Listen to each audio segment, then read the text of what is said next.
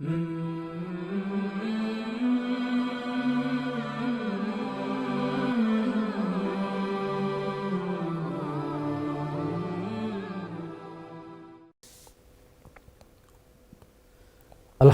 Rabbil Alameen wa salatu wa salam ala Rasulil Kareem amma ba'd. A'udhu billahi minash shaitanir rajim. Bismillahir Rahmanir Rahim. First and foremost, Assalamu alaikum wa rahmatullahi wa barakatuh. Welcome to Charity in Action, and this week we have with us a very beautiful charity organization, Global Ehsan Relief Worldwide. And I say a beautiful charity organization because it has an element of uniqueness that many of the charities in the United Kingdom can't actually attach themselves to, and that is the fact that this charity originates from a place like Singapore and now has come to the UK to spread the good work that it does throughout the UK and Europe. Alhamdulillah, they are working currently in over 40 countries and have been a partner with us here at TV1 just coming up to a year. Alhamdulillah, with some very, very beautiful projects that they're actually giving access to our donors. Today I have with us, I'm very honored to have the CEO and founder of Global Ehsan Relief Worldwide. Assalamu alaikum. Alaikum salam. It's an absolute pleasure to meet you in person. Thank you for having me. I know we had some kind of digital communication in the past, but alhamdulillah, first of all, welcome to the United Kingdom. I'm sure you've been a few times, but also welcome here to TV1 Studios. Thank you so much. Thank you for having me and having us. Alhamdulillah. We also have somebody who's not an unknown face in the charity sector, seen as one of the most upcoming young charity leaders of our community, Haris Iqbal. Assalamu alaikum. Assalam. How are you, man? Alhamdulillah. Alhamdulillah. I probably sound really old when I say that, but alhamdulillah. But you are regarded as one of the youngest charity leaders that we have in the sector. Yeah, alhamdulillah. By the grace of Allah subhanahu wa ta'ala, I've been blessed to be in a position like that. But it's with the counsel and wisdom and the support of teachers like yourselves. So alhamdulillah. Alhamdulillah, we had the good fortune of working together for a number of years. Alhamdulillah. And I've seen that meteoric rise as well. Alhamdulillah. Okay, so let us start with because our donors have already been introduced to Global Ehsan Relief Worldwide. Last Ramadan, they put before our donors some very beautiful projects. But tell us about the humble beginnings and where it all started from. Yeah, okay. Global Ehsan Relief was established in 2015 in Singapore. I was with another NGO previously before that. And during my travels, what started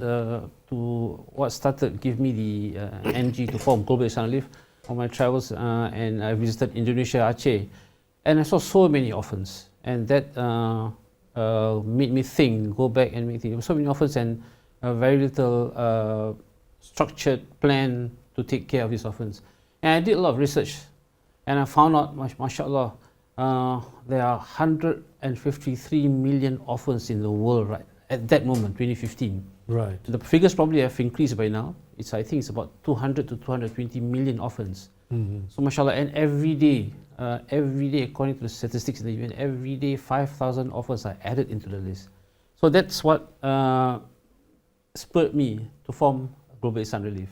Initially, our project was to take care of orphans. We started with a small project of orphans in Indonesia, and from that on it grew.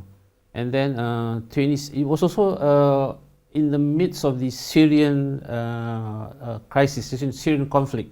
Yes. So a few years later, 1 or 2 years later, I went to Turkey, Syria, visited refugees, and from then on it started to grow to other projects as well, refugees, water projects, Waqaf. And then as we were doing a lot of projects in other countries, Cambodia, namely Cambodia, Indonesia, Sri Lanka, so we decided to open up offices in 4 other countries. In 2018, we opened up offices in Malaysia, Indonesia, Cambodia, and Sri Lanka. Because we were taking a lot of orphans, water projects, and food aid projects. As you know, both Indonesia and Sri Lanka, they went through a very difficult period, conflict, and then the tsunami and everything. So that was the reason, how it started. And it grew. And alhamdulillah today, with the grace of Allah, today we have offices in 7 countries. So we this year we have opened up offices in Pakistan and UK here, Alhamdulillah. Alhamdulillah. MashaAllah. I So think- we started with only myself, one person full-time, Allah. and 2 trustees who were working part-time. Now, Alhamdulillah, I'm so thankful that we have now 80 full-time staff working in 7 countries. MashaAllah. MashaAllah. I think from the donor's perspective, we rarely hear about Cambodia as a country, or know very little about that as a country. But in my travels, obviously, I've come across a lot of the work that needs to be done in a place like Cambodia. In Sri Lanka, of course, it's quite a minority population if we were to look at it in that way as well. And Indonesia, of course, we know that the biggest natural disaster in the last century happened in Indonesia, coming up to 20 years, this 26th of December. The tsunami will have happened 20 years ago. And Indonesia is a very important player in the Muslim world. Yes. And I say that, I don't know whether you know about the history that Islam was taken to South Africa from Indonesia. Yes, yes, I so know that. you know the story of Tuan Guru, who went there and handwrote the Quran, and we still have that copy of the handwritten Quran in South Africa. That's right. So that's right. I actually went to visit, saw the handwritten Quran, and MashaAllah. went to Masjid al-Awwal, meaning the first mosque of, Yes. In South so Africa. in South Africa. Yeah. So Indonesia still has a lot of work to be done. That's right. And obviously, focus has changed for the Ummah in the last 20 years. It's which way do we look? There's the Syrian conflict, there's Yemen, there's the Rohingya refugee crisis, there's Gaza and Palestine, which has been going on for multiple decades. Yes. And then, of course, there's other natural disasters happening around the world. How were you able to establish at a time when there are so many different areas, all with very high needs? Yeah. So, you're right, absolutely right. Many things happen in this span of time. But I guess we have to start somewhere.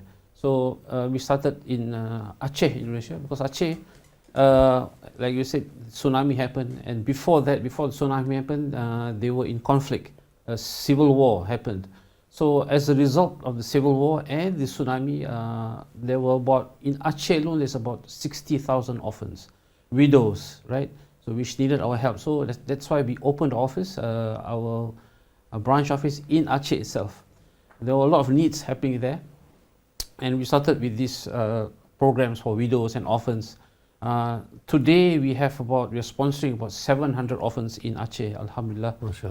The rest coming in from Sri Lanka. Sri Lanka also went through a conflict period, civil war that happened between the Tamil Tigers. I think you've heard. As a result of that, many were displaced, many Muslim homes were displaced, orphans and widows. So we focused on that first, helping the orphan families and widows, getting in the livelihood program. In Cambodia, you're right, there's a small population, about 500,000 population, about 10% of the people, but they are very poor. And in rural Cambodia, there's no access to electricity, there's no access to water. The government doesn't have the infrastructure, the resources to build all this. So that's why we come in, mainly to establish water connections, water pumps, water hand pumps, to bring water to their homes instead of traveling, for 2 kilometers to find water, clean water. They also lack the resources to build masjids. Alhamdulillah. So we had the opportunity to build, make masjids, madrasas, schools for them. So far, Global Ehsan Relief, we have built almost 50 masjids all over the world, including. Well, look, let's take Cambodia for a moment. Yeah. Cambodia, in its history, was known as Kampuchea. Yes. And Kampuchea, if we go back even further in history, had a rich Islamic heritage. Yes. At one time. Yes, that's right. Which was lost over a period of time. Yep. So the fact that mosques are now being built, madrasas are being built, we're actually reviving the origins of what was Kampuchea. Yes, that's right. So a lot of that came from Malaysia, actually. A lot of the Cambodian Muslims, they apparently when we did all this, we also found out that there is not one single publication of Quran that can be published. When we went there in Cambodia, they had to photostat the Quran. Yes, yes. MashaAllah, because there's no no Quran publication, no. So has it been translated into? No, the because local okay, language? it's not. It hasn't been to the Kampuchea language, because a lot of the scholars they come to Malaysia to get their education. So a lot of the scholars were also able to speak the Malay language. Yes. So quite a large population in Cambodia are also they can understand Malay. So they are quite reliant on Malaysia to get the education there, and they come and teach the Quran. It has not been translated yet. No one has translated to the Kampuchean language yet. That will be something very interesting, Yes, I think, inshallah. for many people, inshallah. Yep. I'll be coming back to you in a moment. Sure.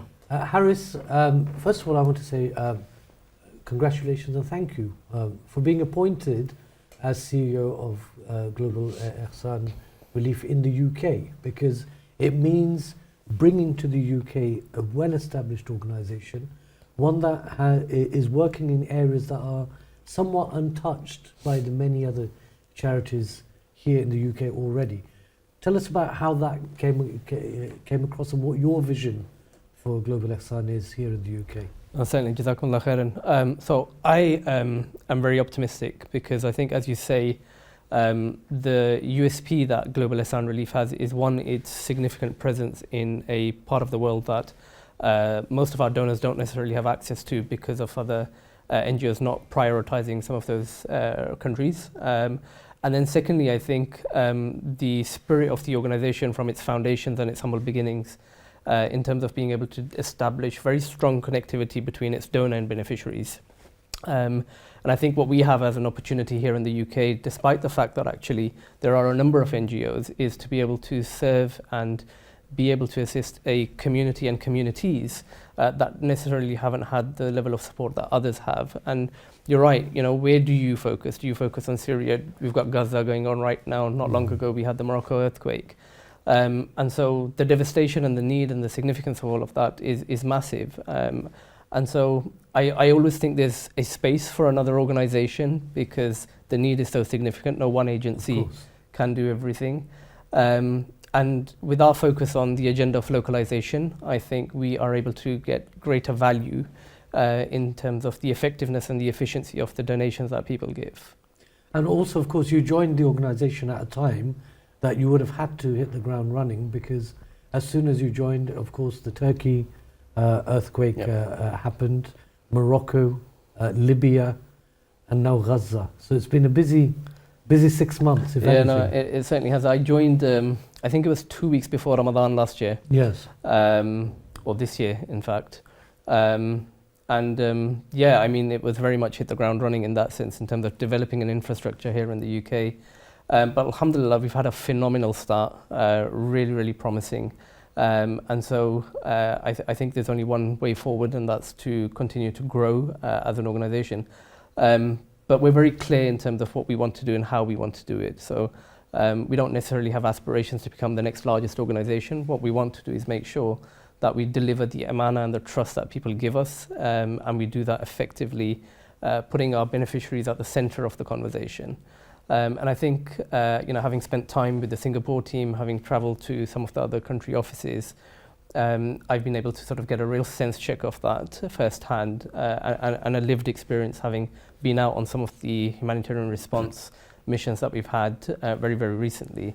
And so, I'm very optimistic with the future that Global Ehsan Relief has here in the UK. And I think, the donations we've received and the trust that people have already put on us, starting here, in fact, with TV1 and the community of TV1, who very generously came forward and worked with us. And I'm delighted we had Sheikh Madani out in Uganda not long ago to visit the donations that people gave in Ramadan that have already been delivered. And so having him go out and provide a first-hand account on that was massively reassuring for us as well.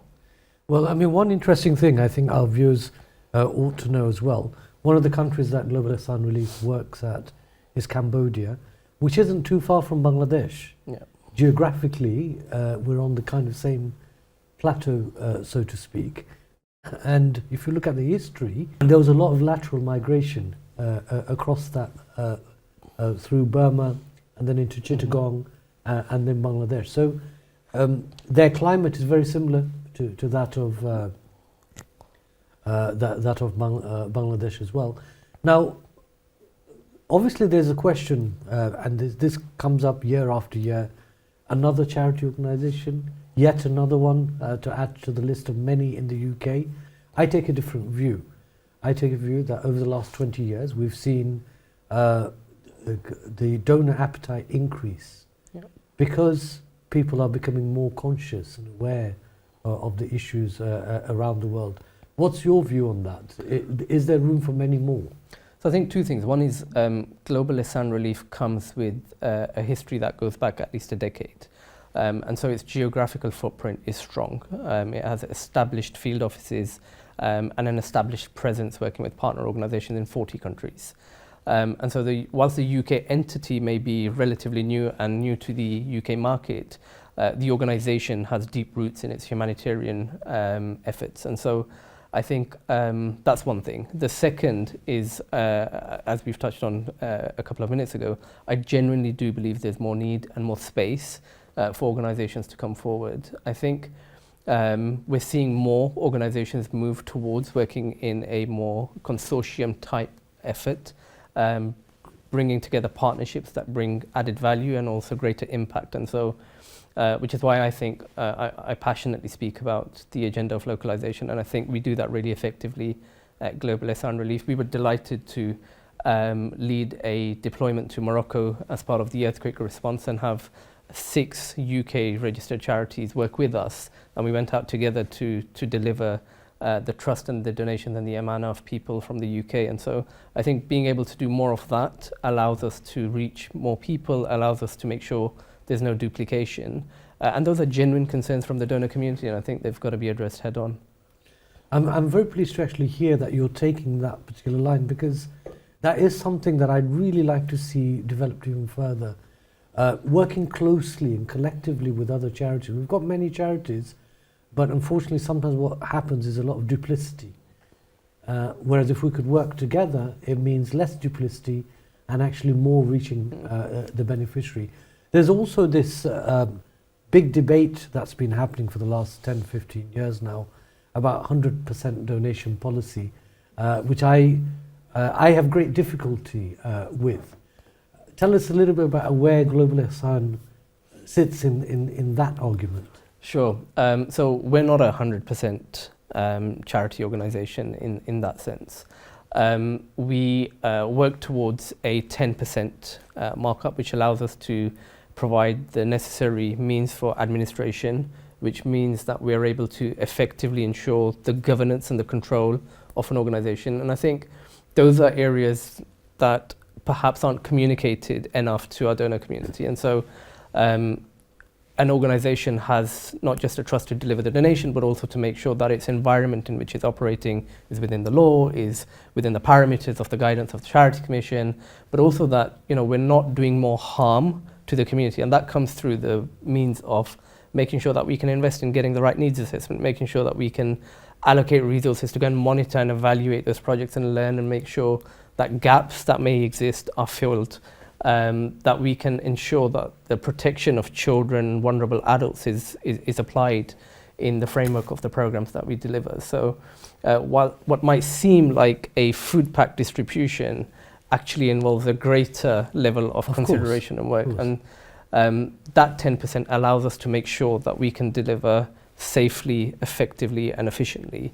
And so, yeah, I mean, I think those charities that are able to do the 100% amazing, but you know, I think the investment towards some of those areas that I've just spoken about, and there'll be many more, are critical. And I do think that actually our donors understand all of that, and actually we're seeing more and more second, third generation British Muslims wanting to support and invest in that infrastructure, because the realization is very much there now in that is necessary for effective aid. I certainly like that honest approach, because I think it is time for charities to be quite transparent and open about the fact that charities don't run on nothing. There is a cost, and that cost is for the expertise in delivering the project properly. It's not so much about recruiting X number of people. Even a ground survey that's done before a water well is done is going to cost you. Absolutely. It's not something free. And I'm going to leave you with this question. You don't necessarily have to answer it, but how many non-Muslim charity organizations are saying 100% donation? Yeah, I mean, Yeah. go figure, right? Yeah, absolutely. So, yeah, no, totally. Yeah. Okay, well, as I said, let's not go too far into that. Coming back to you, Sheikh, of course, I do see Global Ehsan as a breath of fresh air here, because it is an organization that comes with a different mindset as well. Here in the UK, obviously, charities that have been founded here in the UK have a particular mindset, but I do know that because I've worked with big organizations like Nahdlatul Ulama in Malaysia and Indonesia, there's a very different kind of thinking that comes with charity work there. I want to try and explore that a little bit with you here. Different thinking in Indonesia, you mean? That's right, yes. Okay. What point? What In terms of how they approach charity work. Okay. Yeah, I'll give you an example. Okay. In Indonesia, Malaysia, Singapore, etc., charity volunteering is quite huge Okay. in comparison to the UK. Mm. And I noticed that myself when I worked in Indonesia after the tsunami, and it is also a part of their life, whereas here it's a part of our CV, so to speak. Tell us a little bit more about that. Okay, I think in fact Singapore is facing the same issues like the UK. Not easy to get volunteers on board, but in Indonesia, I think it's because the calamity or the disaster happened in their own country, in their own village, or in their own. So that's a sense of responsibility, sense of wanting to do something for the community. So that's why in Indonesia, mashallah, yes, we're seeing a lot of volunteers. They mentioned a lot of volunteers came forward to help in whether it's a disaster in Aceh previously or in Palu recently. Well, for example, in 2004, I was a part of a team of 6,000 volunteers Mashallah. in Aceh Aceh, alone. Yeah. And it's something very rare Yeah. to actually see. And these people weren't there given just an hour or 2 hours. These people were Days, weeks, sleeping on the streets and on the roads. Yeah, that's right. The same thing happened in Palu recently. Yes. The earthquake and tsunami in Palu. I saw myself, I was there myself. I saw thousands of volunteers came forward to help. Like I said, I think it's because the calamity happened in their own country, their own village, it could be their own family who's affected. So that sense of responsibility drives them forward to give time, not only a few hours, but days, weeks, in fact. So that's the main reason, I think, why volunteers come forward in droves in Indonesia. It doesn't happen in Singapore. No, well, certainly. Because I think because the disaster happened in quite far away. Maybe it's just my thinking. Maybe that's why. But we do still get volunteers in Singapore and Malaysia. Not as much as, like I said. I feel that because the disaster, the calamity happened in their own countries, sense of response, it's more driven to give time to charity. Alhamdulillah, Yeah. alhamdulillah. Well, that 20 minutes was very, very fast. MashaAllah. We need to go on a little break. We'll be back after the break, and we'll be looking at what Global Ehsan Relief will be bringing for our viewers in the coming Ramadan, and how, of course, you also can get involved in this very exciting organization that started in Singapore, but now has a base here in the UK. We'll see you back after the break. Wassalamu alaikum wa rahmatullahi wa barakatuh.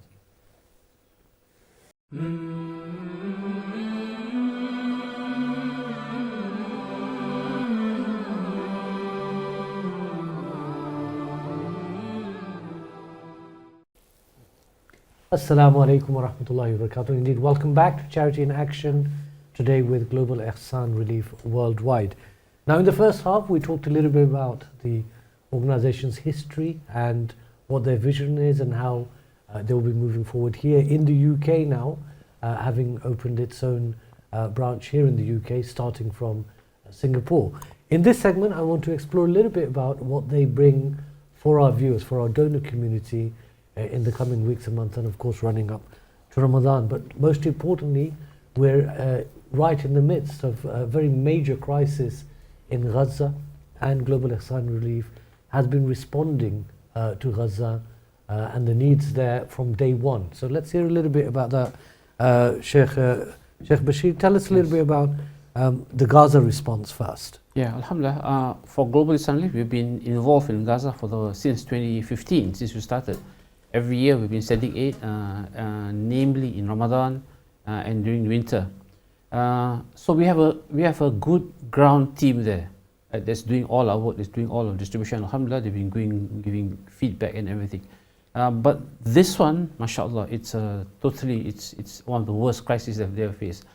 I was doing a live interview on TV. Here's TV1, in Malaysia it's TV3.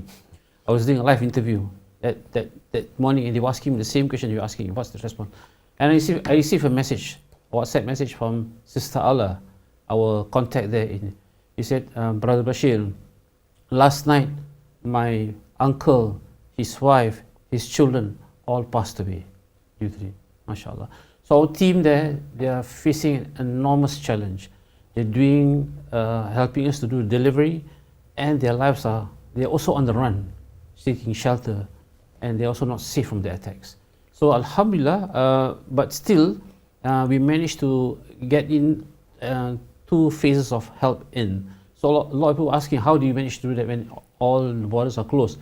Apparently, Gaza also do what other developed countries do, keep stocks. They are, constantly in a state of war, preparation of war. So they do keep stocks within Gaza itself.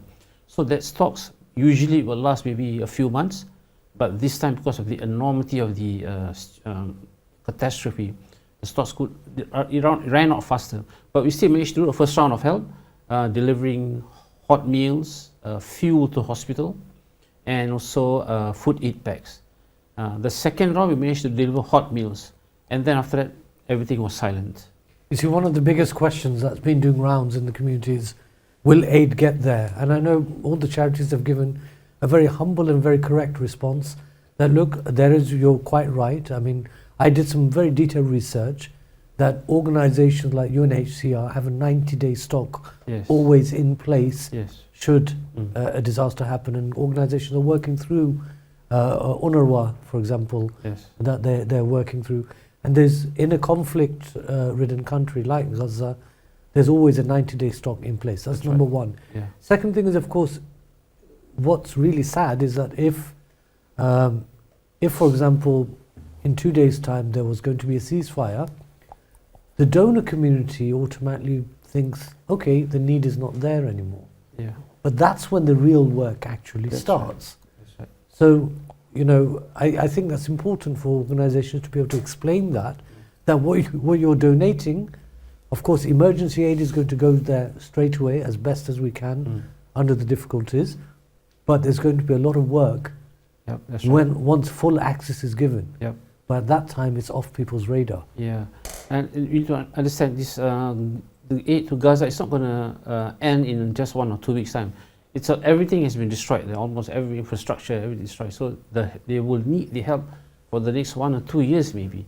And previously, before the siege happened, they used to receive 500 trucks per day through the Rafah crossing.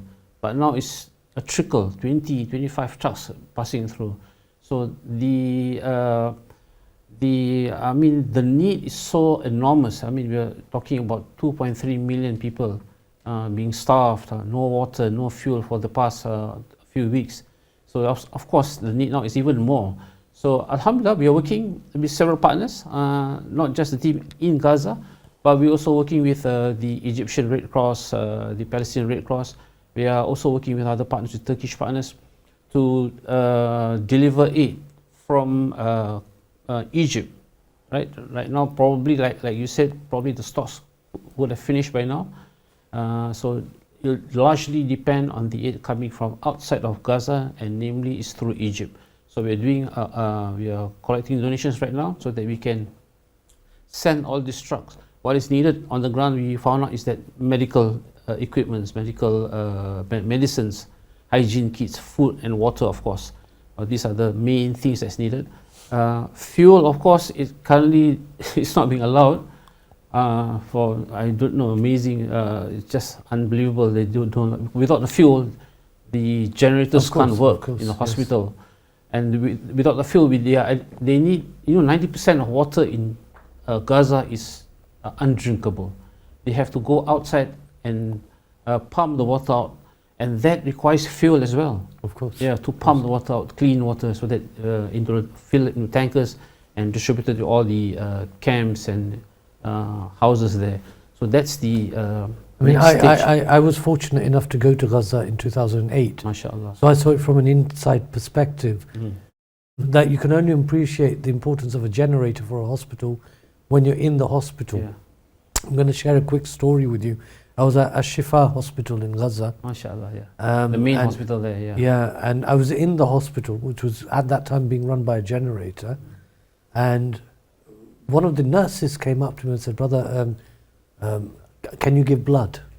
So I MashaAllah. said, "SubhanAllah, what blood group?" They said, "No, we'll quickly test it because we've got a huge shortage blood, yeah. of blood today. Some bank. people need it." Yeah. So I went there. They quickly tested, and it was a match immediately.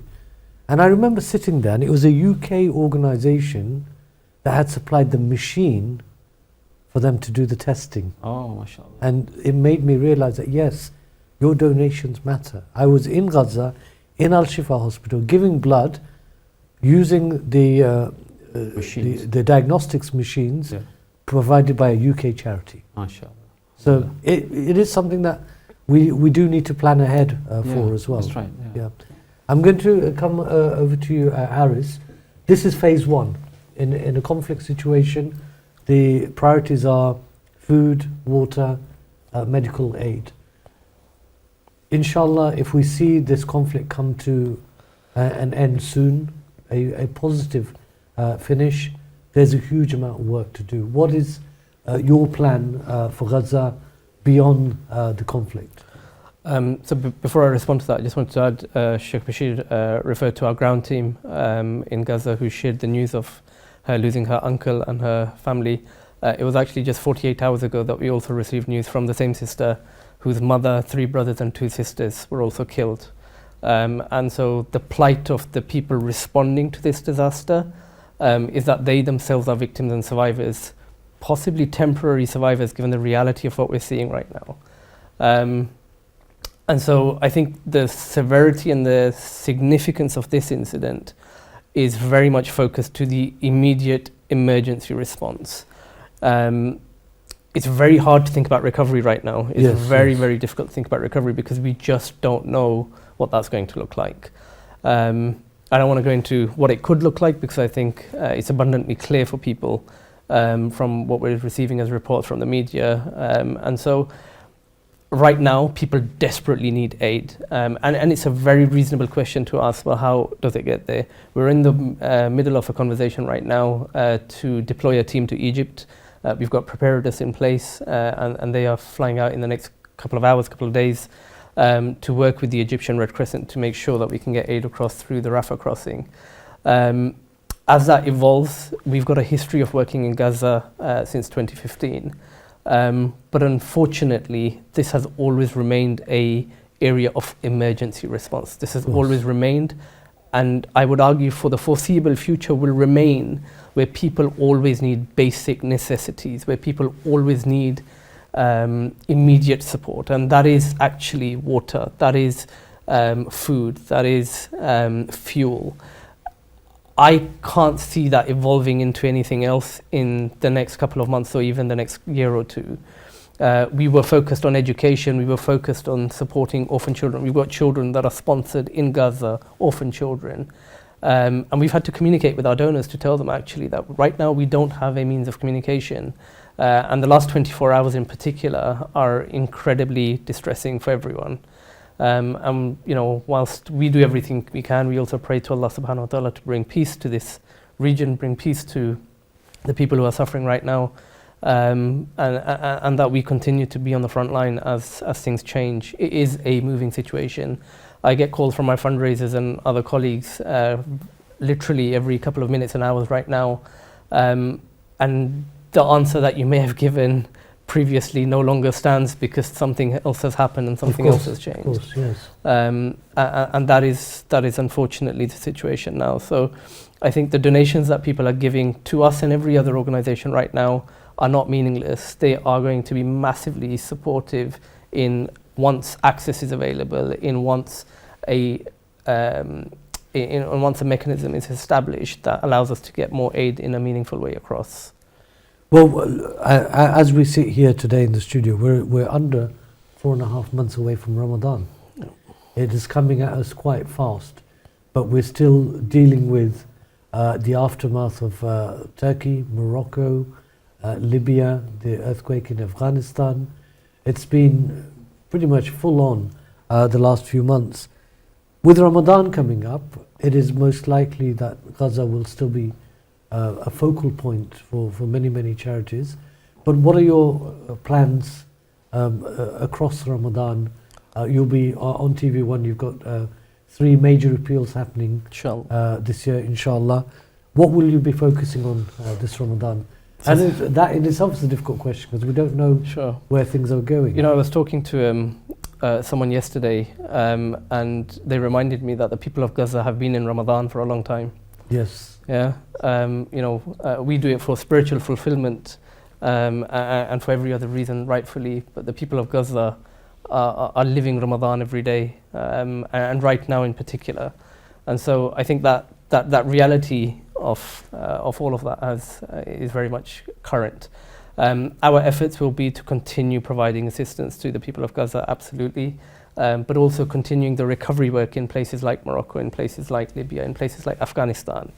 And then also continuing with the amazing work that we do all over the world. And so we had the pleasure of introducing the Braille Quran to the community of TV1, and the generous donors of TV1 really came forward to engage with that project. That was actually in Palestine. And yes, we have other activity in other countries, but that too was supporting a school of blind children in the West Bank. And whilst that currently is still there, the access and the communication channels are not available right now, and so it's a complex situation across that area. But we hope to be able to provide nutrition to people who are going to be fasting in the 40 countries that we are, in continuing to provide access to water, safe, clean drinking water to people around the world who need it during the month of Ramadan. And then also to collect for the work that we do, whether that's the humanitarian stuff or the long-term sustainable activities, from sponsoring orphan children to building schools and masajids. This Ramadan, alhamdulillah, we raised lots of funds for masajids, and we were delighted that Sheikh Madhi was able to go out and visit. I was just about to mention that although Global Ehsan Relief has only been with us just over 6 months, they have been highly commended by Sheikh Madani. Sheikh Madani visited Uganda very recently. A mosque that a donor donated in Ramadan was completed in a relatively short period of 4 months. Sheikh Madani went out, saw the masjid. He himself was very inspired. Now, people like myself and Sheikh Madani and our other director, Sheikh Muhammad Hassan, we travel frequently to see charity work, but he came back and he was very, very pleased with what he saw. And he was very pleasantly surprised that it was done within such a short period, because nowadays, as I said, the donor understanding of charity has changed over the last 20 years. People are now wanting to see the impact of their donation or see the end product rather quickly. And I know Global Ehsan promised the donor a quick turnaround, and within the space of 4 or 5 months we have a beautiful mosque that was built. So it's to your credit, I must say, that our Sheikh highly commended the work of Global Ehsan. Totally, and it was a pleasure to have him visit some of those projects and to receive his feedback. But that's what Global Ehsan Relief is striving towards, in bringing that connectivity between its donors and its beneficiaries. And so if I was to describe our USP, it is providing impactful feedback to our donors as quickly as we possibly can. And you're right, we're living in the age of Amazon Prime and next day delivery, right? Yes. And so I think behaviors for charities need to change to some degree, but that doesn't mean we compromise on the really important stuff of needs assessments, monitoring and evaluation, governance, safeguarding. All of that absolutely remains at the center of everything we do. but working with excellent partners, getting excellent outcomes, and effectively making sure that we're not sat on the money when we receive it, right? Yeah. So, if someone's given towards the mosque, how quickly can we get it through? And that comes from, sorry to interrupt, that comes from the preparedness that you guys were talking about earlier in emergency response very much applies to some of these projects. And so having that ready and available and then mobilizing the funds that are received quickly allows us to get the result. You're absolutely right when it comes to quick delivery. I recently did some work for a very well-known water charity. I'm not going to mention the charity's name. And I actually decided that I'm going to do a well through this charity. 24 hours later, they sent me GPS coordinates, which I could then go onto Google Earth and zoom into where this well is going to be built. And they said to me, check that every 2 weeks and watch it grow. SubhanAllah. So that's the age and the era that we live in. And the one thing is about speed, the other thing is about quality as well. How are you able to maintain that high quality and deliver in short periods? I think it goes back to preparedness, right? So we have a fantastic programs team that work tirelessly with partners, but the work that's done early on is the selection criteria applied in identifying which partners are we going to work with. How do we know this partner would be right for water, sanitation and hygiene related activities? And so we work with specialist partners who have received funding from us and other organizations to get the right training to be able to implement effectively, number one. Number two is making sure that we're actually investing in the infrastructure and capacity building some of these organizations. In most parts of the world, yes, alhamdulillah, we have our own offices.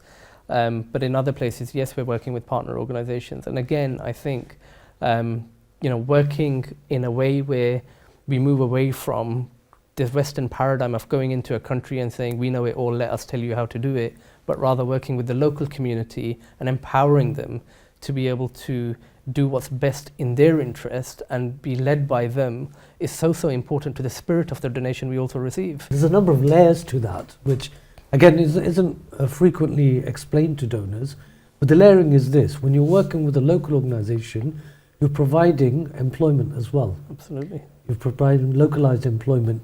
You're also tapping into very localized knowledge. Now, I can't go to Uganda and make decisions about a place that I don't know about the local culture, the norms, the decision-making system. I'll give you an example. I was in an African country and I had gone there with the purpose of building a mosque. And I went through the whole mashwara system of the town, of the village council, which sat underneath a tree, made a decision. Part 2 of the decision was istikhara. Part 3 was, collective mashwara and then a decision. So these things, it's always important to actually get local people involved because it saves a lot of money, right? 100%. That is the definition in simple terms of the agenda of localization, right? And so, we strive to make sure that we excel and allow that to flourish in the way that you've described there. And that's why I think you're able to create reduced dependencies in giving charity. Like, I think charity philosophy should be around making sure that you work with the community and actually have an exit strategy, that you've been able to empower them and equip them with the resources, tools and everything else that they require to be able to continue and to be able to grow. And so we try to do that in the small, medium and large size projects that we have. And the strength of the Uganda delivery comes from working with local communities, working exactly how you say with the village community and a panel that's established and the local people that allows them to then add to the labour, that allows them to get employment, that allows them to be a part of this. And the videos I'm sure will be shared on TV1 soon, but the celebration and the gratefulness from that community is so overwhelming. And may Allah bless the donors who give so generously and so kindly, but those du'as directly most certainly for them. Alhamdulillah. We are running out of time again, but there is one area that I want to touch on that we kind of had a discussion on before we started this program. You're obviously now based in Malaysia as a headquarters. Indonesia is your first nearing neighbor. You've done a lot of work in Banda Aceh, which was the kind of center point of the 2004 tsunami and earthquake, which took the lives of many. and I think also significantly changed the lives of many across the world that watched in terrible sadness as to what happened in literally one night. That's going to be 20 years this year. And I know Global Ehsan Relief is planning a deployment of a group of volunteers to walk down that history lane and see where that has progressed. Because Banda Aceh in many regards is a blueprint for how charity can transform and restore lives again, right? That's right. So what's the plan with this deployment, and how can people get involved? Alhamdulillah, this community CIP program, we call it CIP, Community Involvement Program. We have it every 6 months. It's an opportunity for volunteers and team members, in fact, to go on the ground to see how things have changed, how their donations have impacted the lives of the people there. So Aceh still remains one of the poorest provinces in Indonesia. Banda Aceh itself, after post-tsunami, it has recovered, totally changed from the time that you went. Yes. Everything is back to almost back to normal. But the effects of the tsunami and before the tsunami, there was a civil war that happened. The effects are still profoundly felt. There are still thousands of widows, thousands of orphans still struggling with their life. So this deployment that we're planning, inshallah, will give an opportunity to help these people, right? Not only we'll have programs with the orphans, we have programs with the poor community, packing food aid pack and delivering the food aid pack, and see going to the villages itself and see the conditions for themselves, how they are surviving, how they are struggling with just to make ends meet, right? So, for example, we are sponsoring over 600 orphans there in Aceh itself. So occasionally we get to meet, and we get this is also an opportunity for the participants to go and see the condition of the orphans that you're sponsoring, the widows that you are sponsoring. Right? So the condition is still in their homes, mashallah. It's still in dire situation. It needs refurbishment. So the sponsorship has changed their lives. It has impacted them. Previously, the remaining mother, still had to work in the fields. They have to do some side business. But with orphan sponsorship, alhamdulillah, it has relieved the burden a lot. So it helps that. So a lot of opportunities to work there in Indonesia. You get to see, you get to interact with the orphans. You got to go to the villages and see the condition, how they're living. They're still struggling with their...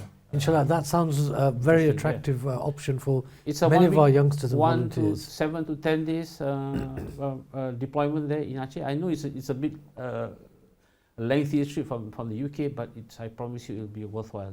I'm also looking forward to Global Ehsan Relief putting on deployments to Sri Lanka, to Cambodia. Yes. These are areas that a lot of young Muslims haven't visited. Yep.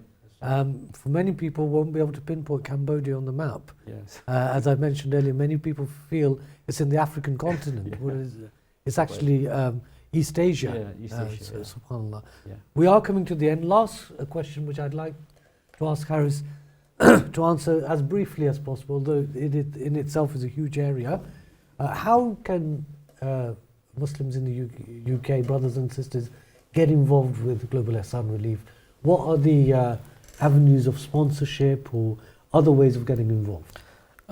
So I think the most unique way is through deployment. So you were talking about the deployment to Indonesia.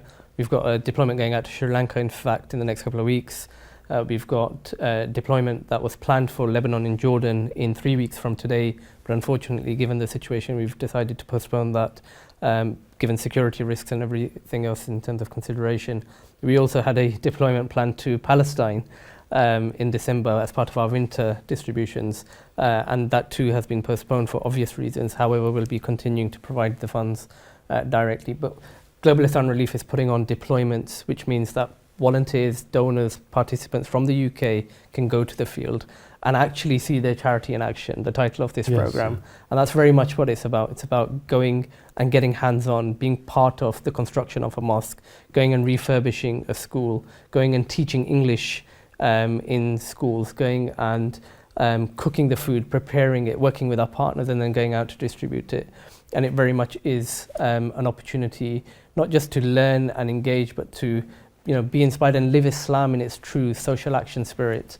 And so I think that is probably one of the best ways you can get involved with Global Ehsan Relief. So get onto our website, have a look, sign up, share it with family and friends, and we look forward to seeing you and taking you out to different parts of the world. Okay, thank you very much. That was Haris Iqbal, the CEO of Global Ehsan Relief UK now, although a worldwide organisation. And a very big thank you to you, my dear Sheikh. Yes, thank you. It's an absolute pleasure to see you in person today. Alhamdulillah. You've seen me on video clips, Yes, but many times, yeah. we managed to break bread together Yeah. today, alhamdulillah. Of course, to our viewers, please do look out for all the work that is being done by Global Ehsan Relief. They'll be with us this coming Ramadan 2024, which is just over 4 months away. So it's closer than we all think. But at the same time, of course, please do keep supporting them for the Gaza crisis. They are working 24/7 around the clock in Gaza. Please do keep supporting them. Until the next Charity in Action from me and everyone here in the studio, Assalamu alaikum wa rahmatullahi wa barakatuh.